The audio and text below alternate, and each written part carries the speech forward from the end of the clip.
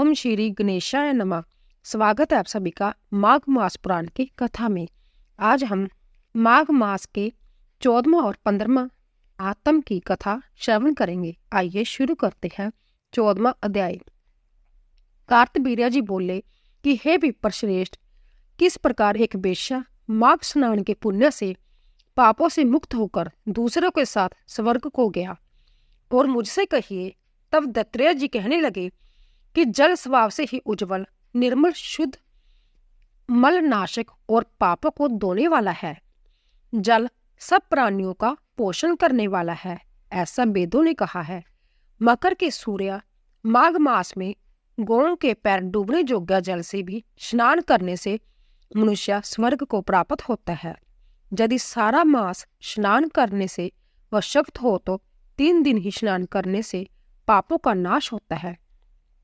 जो व्यक्ति थोड़ा ही दान करे वह भी धनी और दीर्घायु होता है।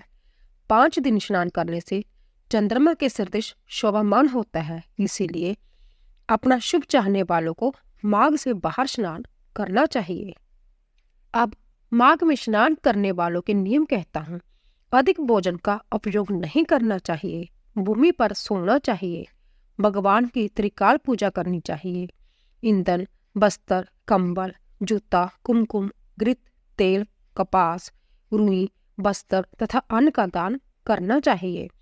दूसरों की अग्नि न तपे, ब्राह्मणों को भोजन कराए और उनको दक्षिणा दे तथा एकादशी के नियम से माघ स्नान का उद्यापन करे। भगवान से प्रार्थना करे कि हे देव, इस स्नान का मुझको यथोशक्त फल दीजिए। मौन रहकर मंत्र का उच्चारण करे, फिर भगवान का स्मरण करे। जो मनुष्य श्री गंगा जी में माघ में स्नान करते हैं वह 4000 युग तक स्वर्ग से नहीं गिरते।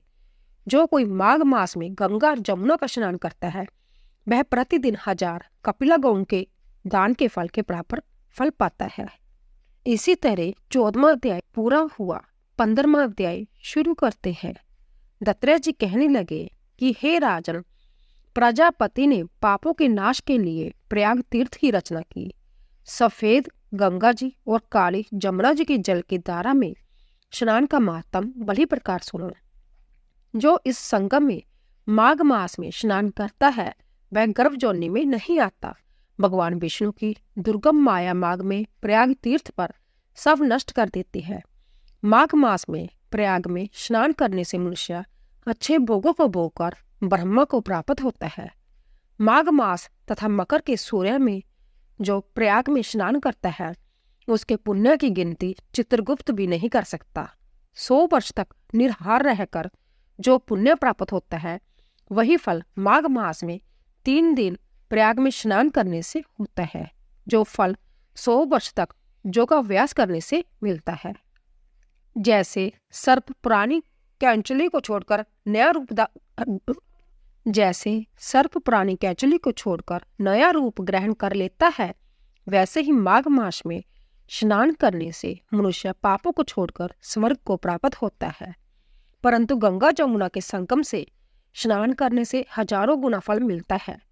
हे राजन, जिसको अमृत कहते हैं वह जय त्रिवेणी ही है। ब्रह्मा, शिव, रुद्र, आदित्य, मरुतगण, गंधर्व, लोकपाल, यक्ष, किन्नर, अनिमादि गुणों से सिद्ध तत्वज्ञानी ब्राह्मणी, पार्वती, लक्ष्मी, शशि, नैना, दीति, अदिति, संपूर्ण देव, पत्नियां तथा नागों की स्त्रियां, मेनका, उर्वशी, रंबा, तिलोत्तमा, अप्सरा गण और सब पितर मनुष्यगण, कलयुग में गुप्त और सतयुगादि में प्रत्यक्ष सब देवता माघ मास में स्नान करने के लिए आते हैं।